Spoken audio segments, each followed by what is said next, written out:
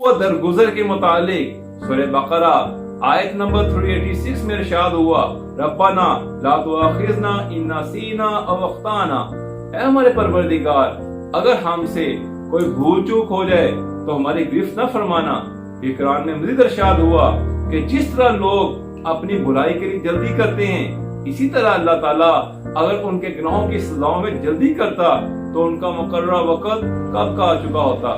इससे मुबारका है ताआफू तस्कुतु ज़गाइन बैनकुम, एक दूसरे को माफ कर दिया करो, इस तरह तुम्हारे दरमियान कीने खत्म हो जाएंगे।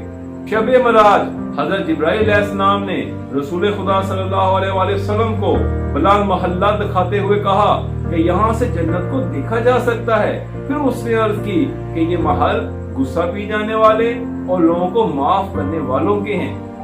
हसन करमुल्लाह वजह ने फरमाया, मन नज़्ज़हु अन हरामातिल्लाह सारा इलैहि अफ़वल्लाह, कि जो शख्स अल्लाह की हराम करदा चीजों से दूर रहता है, अल्लाह ताला की तरफ से उसकी तरफ से जल्द माफी आती है।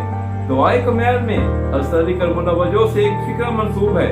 आपने फरमाया, या सय्यिद रिज़ा इग़फिर लियमलिकल ला यमलिकु इल्ला दुआ, ऐ बहुत जल्द राजी होने वाले इस बंदे को बख्श दे जिसके इख्तियार में सिवाय दुआ के कुछ ना है। नहजुल बलागा मक्तूल 35 में हज़रत करमुल्लाह वजह ने माल के उश्तर को जब वालिए मिस्र बनाया तो बकायदा एक दस्तावेज तहरीर की।